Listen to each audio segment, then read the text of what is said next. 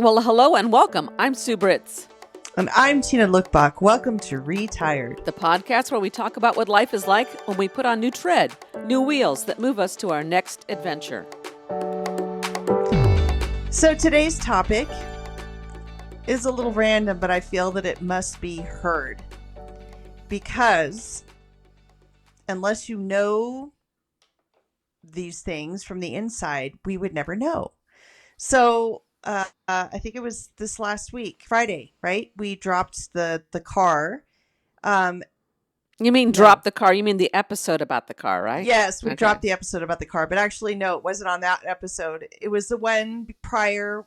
$250,000 is a new fine for a tourist. So I have to go back to what's going on with our government in changing some of the laws that have always been in place or enforcing things, oddly. So, are you ready, Sue? Are you buckled in? Are you strapped in? Well, because we're going to go for a fast drive. Okay, sounds interesting. So, I talked to Maria. We hadn't been able to reach each other for a while. And she said, "Did you talk to my brother?" And of course, I always have my phone silent. So it goes into like the messages on my iPhone, like buried underneath all my notifications. So no, I hadn't. So he said, "Tina, could you do me a favor? And could you make me an appointment? I'm taking mom back today. This is Monday, the 21st. I'm taking mom back. But when we entered into the United States, they told my mom she can no longer have her green card, that she has to give it back based on new rules. Because the rule has been if you have a green card, you have to reside in the United States. But no one has ever enforced it before. And this is like decades where both her mom and dad had green cards. They would come back and forth. But now you have to show proof that you've resided there. And because they check passports, they found out that, mom has been in Cuba for the last 9 months. So with that, they told him you can try going to the embassy in Havana, but we're not so sure that one works. Your best bet is probably Guyana or Mexico. And so he has heard from multiple people in Miami that going to Guyana has just been a waste of time. Nothing's ever done. You can't get appointments. So bypass Guyana. And in fact, our immigration said Mexico would be the best bet. So what they want to happen now is to give back the green card and she can get a 5-year visa. So I started Googling and AI said that, yeah, sure, you can do that. But that doesn't even necessarily mean you're going to get the 5-year visa these days. Right. So this may be, as they land foot today at 2 o'clock Cuban time, 11 o'clock our time, Maria's mom may never have the opportunity to come back to the United States again. Yep. Yeah, there's no justice. I mean, there's no reason. It's just random. Yep. So, as mom is entering dementia and will not be able to live by herself, that will either mean Maria and her brother have to move back. Her sister refuses. That's part of the family conflict because she is very much an American at this point, and is on Trump's side with things. And that leaves her brother and herself to go back and figure this thing out. So now the question is, car's still not done. Of course, things take longer than we expected. I anticipated. So she's not coming back yet because the interior is still not done. So the point is when she does, now that she has been in Cuba for 9 months, is that too long? You mean Maria? Uh-huh. And Maria has a green card or? No, Maria has she's a citizen. Uh-huh. She's an American citizen with a passport. But, does that matter anymore? If she's coming from Cuba, does that matter? Will she be allowed in after being gone for 9 months? Do you see what I'm saying? Yeah. And I don't want to be overly cautious or overly concerned, but hey, you could always come back and forth on a green card before. So if that right's taken away, what does it mean if you've been living as a U.S. citizen in Cuba for 9 months? Well, you kind of go back to the way things were before the United States allowed even contact with Cuba by U.S. citizens. She could fly from there to Mexico and enter from Mexico into the United States. Actually one of our topics of discussion had been, do I fly you into Tijuana and pick you up from there? Would that be better? So anyway, just saying that things are changing. And I just want the world to know just how it is affecting. We all know what's happening with ICE, but yeah, we're going backwards. We're going little backwards. island. I just want people to understand too how it affects a particular nation, because that's all I know. If there's more, I'd share with you in other ways. But I do have to share one more thing on the Norwegian home front. Do you know that Norway is stating that it's probably not a good idea to come and visit the United States? You know how we have government warnings and we have flag levels, and they're like, I laugh at that because I think Trump would adore them, right? Because they have a ton of money and they're ethnically correct in his eyes, right? But even the Norwegian government's like, don't support the Americans, don't go there, don't risk it. Canadians are saying the same thing. Why would you do that? Why come to this country when you do when you operate from a nationalistic point of view? That's what you get. You get people who, well, then I don't need to go there. I mean, the strange part is that the United States has, in its history, has never been that way. And to all of a sudden create this out of nothing, out of no reason, makes no sense, because it hurts our economy. It hurts our ability to get along in the world and to have a place in the world. You could say America first and only and isolate yourself, but it's ridiculous, because it's not that's not the world that we live in. I mean, it used to be. You maybe could do that if you've got a diverse enough landscape that we have, and enough land to raise animals and crops and so forth, and all your natural resources. But the world doesn't operate that way anymore. It is a world market. It is a world community, and you have to negotiate a place in that world that's respectful. And we're not doing that. We're working from a place where there's no problem. We're creating one. Well said. Well said. And I was just thinking, systemically, yeah, it's not just that our rights are slowly disappearing and going back in time. You're right. Our leadership, the non-democratic way of leading and being so nationalistic, is actually also a step back. Which, doesn't that make sense? That the system would support the rules, and the rules support the system. We are creating a Cold War. Yes. And it used to be, we were responding to other outside pressures and things that were going on in history, and now we are creating that problem in the world. It's insanity. It really is, especially at this time in the development of humanity in the world, to be doing that.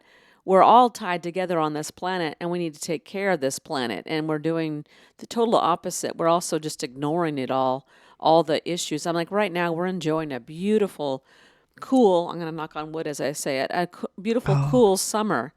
And I was talking to my sister in Arizona, and they're actually outside at a park. I mean, that's unheard of. Holy cow. That's unheard of in Arizona in July, to be outside with her grandson enjoying the park. Because wow. And she goes, oh, it's a balmy, it's 92. We're almost cold here, because they're used to being over 92. To me, that's a grand suffering still. But yeah. Well, not for them. They're used to the 100, 110, 112, more, and you just can't go outside. It's not safe. And we are forgetting that is the biggest threat to us right now, and all this stuff to distract us.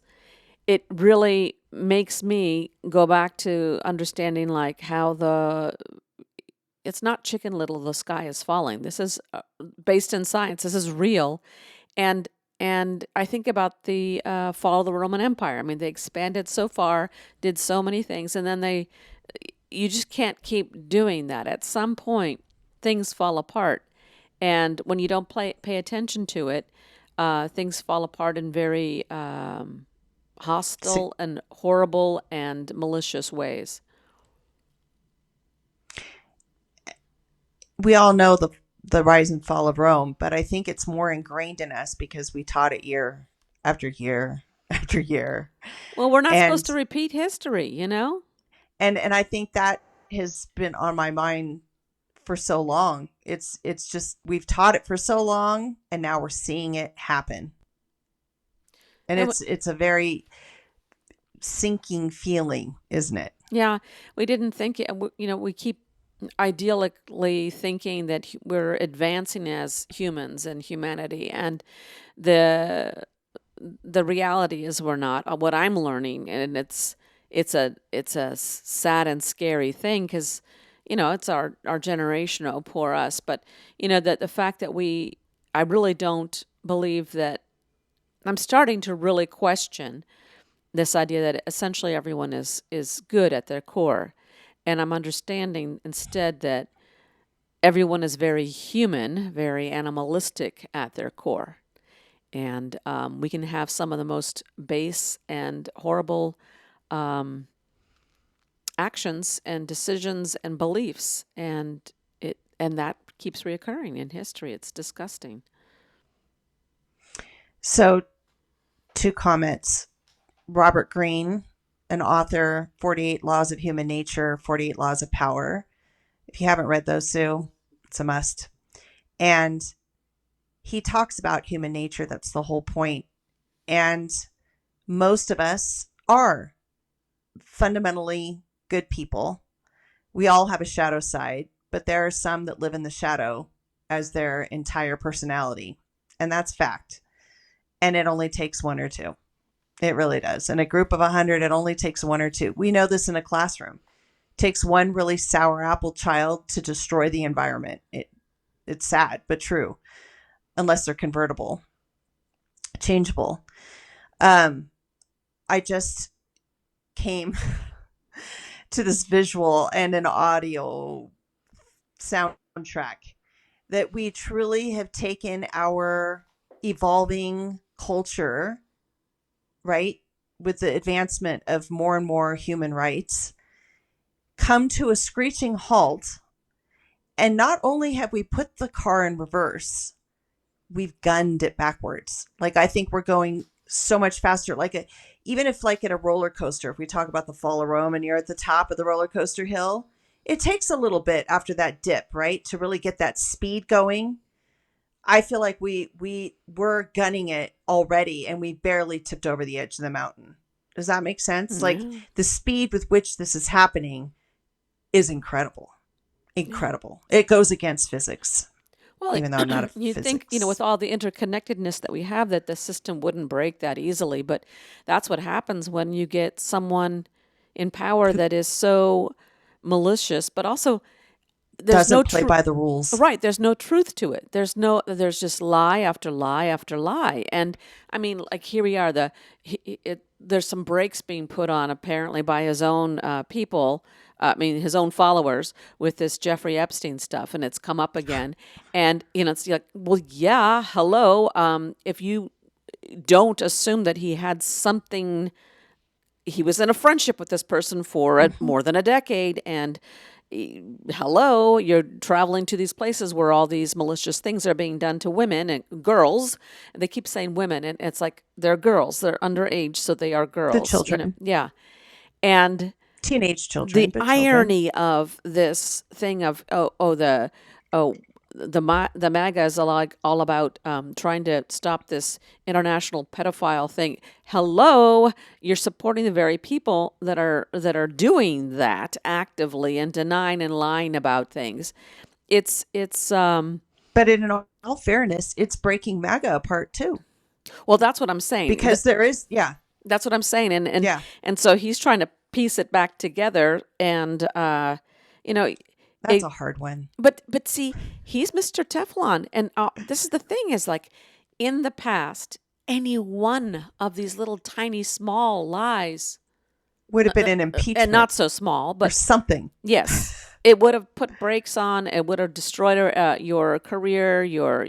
The followers would stop following, and it Right. something's Support just would be gone. strangely different now. It's kind of weird, isn't it? It's It kind of like being in a zombie apocalypse. Yeah, we keep coming back to that because that's We very do. realistic.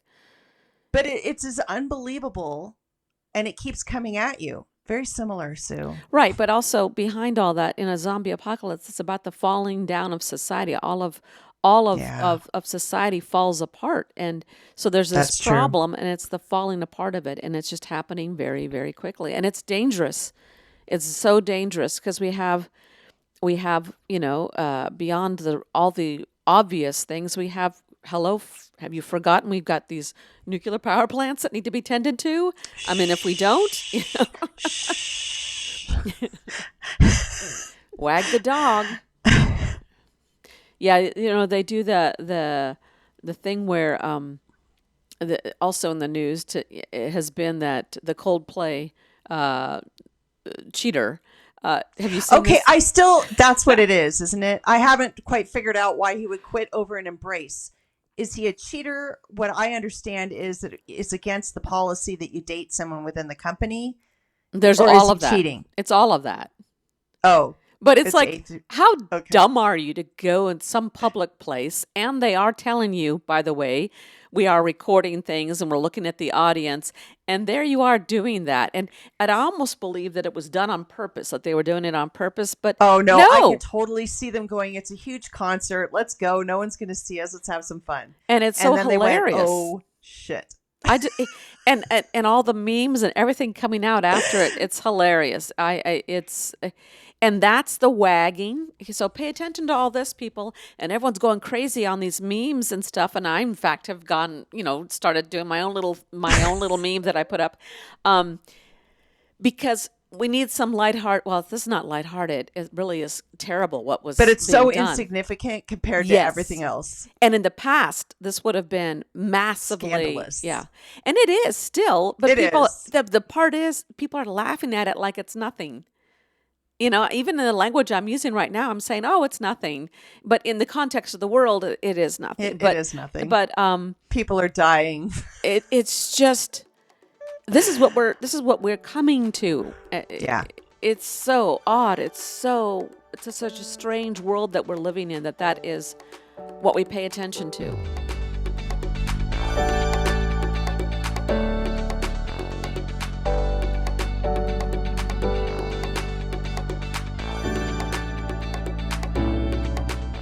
I read an article, so as you know, I'm studying my Norwegian every day. So I'm reading the Norwegian news to get another perspective on, the United States and what's going on. But I wanted to share this part of their culture that we don't have.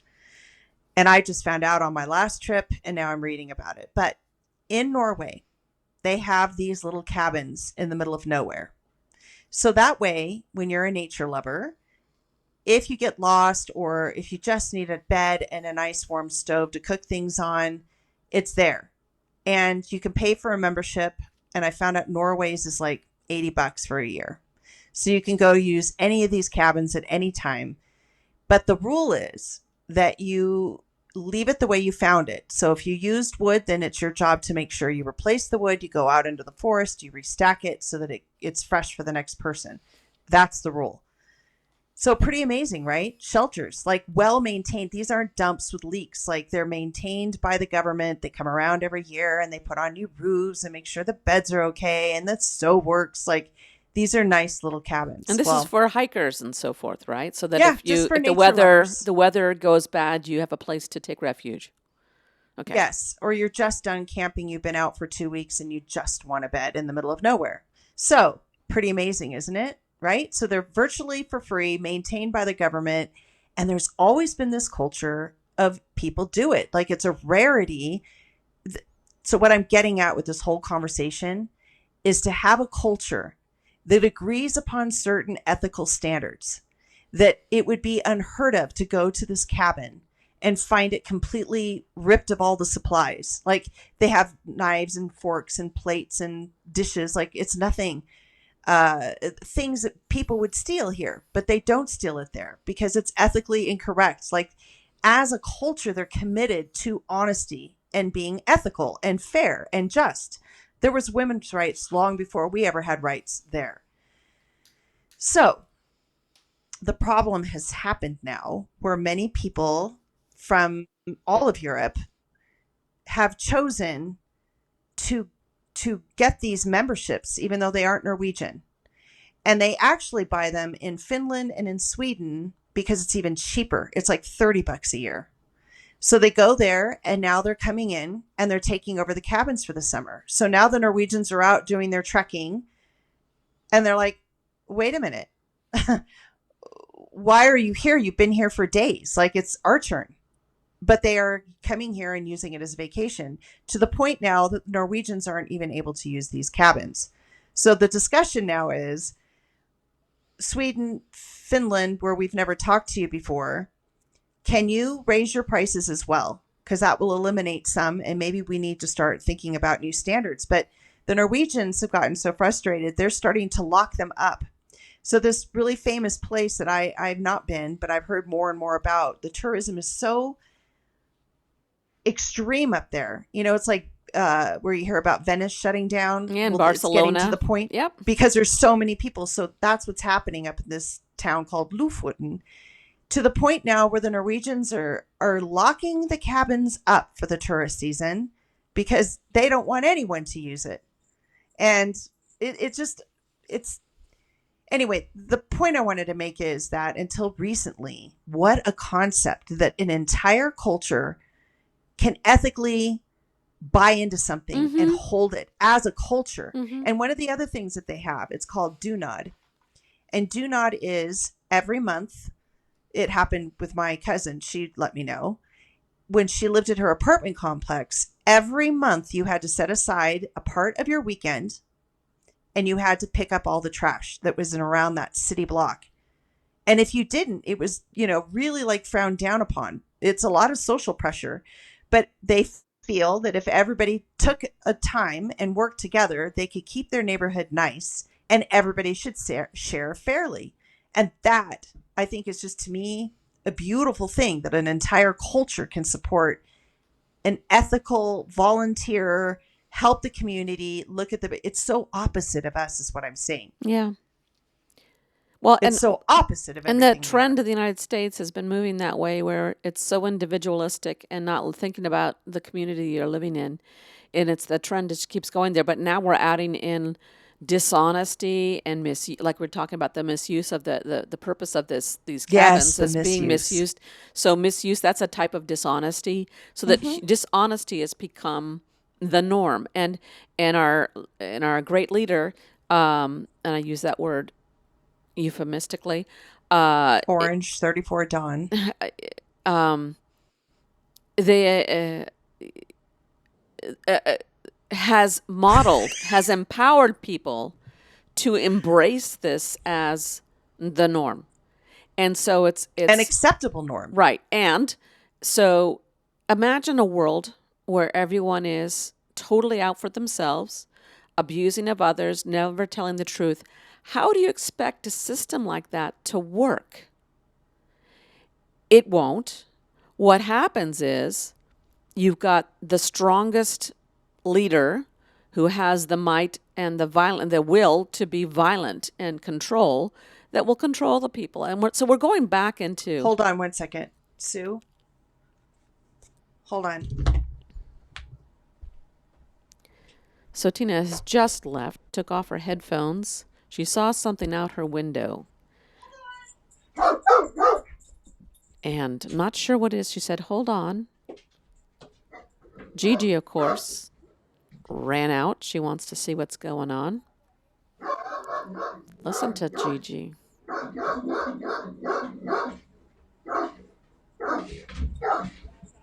I hear scampering.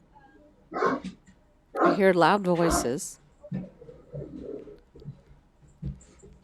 But the look on her face was one of worry. It looked like worried. So the question is, when do you call 911 on her behalf? I'm hearing things coming back inside. Coming back up the stairs. There's no blood dripping off of her face. No zombies attacked. So sorry about that. The zombies did not attack. I thought maybe there were zombies outside. It was your No, donations. it's preparation. Donations pick up. No, this is, I love it, our Southwest Gas.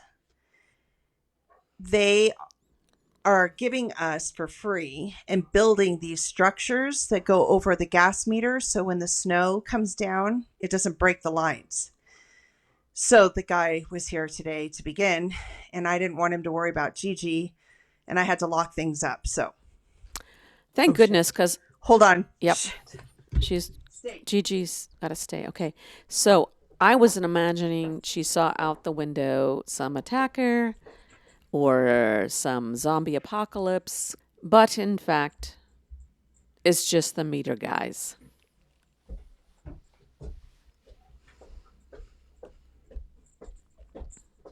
But very dramatic. Tina's a very dramatic person. Not that she would ever attack anyone, and luckily she follows me like a dog. But I had the front door wide open, and I assured him that she was locked inside. So, can you imagine 120 pounds of flying barking flesh coming at you when you've been told it's safe? Sorry, cut you off twice. She follows you like a dog because she is a dog. I know. It's so cute. Okay. Back. Okay. So she has not been devoured by the zombie apocalypse, because you should have seen your face as you looked out the window. Yeah. Interesting. Anyhow, I think this is a very appropriate way to wrap up what we're talking about, because there is no answer to what we're talking about. You're right. Just it keeps going on. And what we have to do is just to maintain our humanity. Kindness. Call people on the lies and kindness. Yeah. And positivity, because we could all go sinking into the black hole, but we do have to keep ourselves in a positive frame of mind, because you can't, well, sometimes you can. I was going to say you can't solve things from a negative angle, but sometimes you do. Sometimes that's what it takes.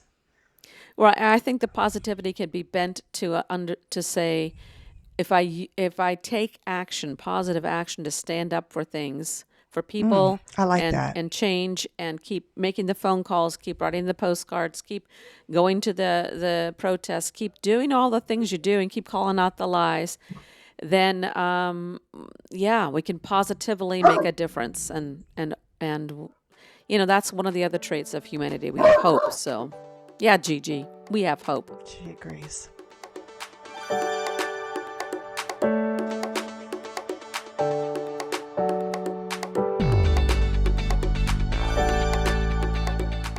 Thanks for listening. Now let's pack up this week's episode in the trunk. Ride shotgun and be a part of our adventure by clicking on the plus sign to subscribe and follow our show. This will help our ratings and, more importantly, inspire us to keep creating fun and engaging content. We would love to hear from you in the comments sections, or email us at retiredpodcastnewtread@gmail.com. Use the fast track lane by sharing episodes with friends, family, and anyone who would like to join us on a road trip through retirement. Be sure to check the show notes for links and contact information. Retired is chauffeured by Sue Britz and Tina Lokkbakk. It is produced, directed, and edited by me, Sue Britz. Music and graphics are by me too. Buckle up and tune in next week so that you won't miss your chance to join our retired road trip.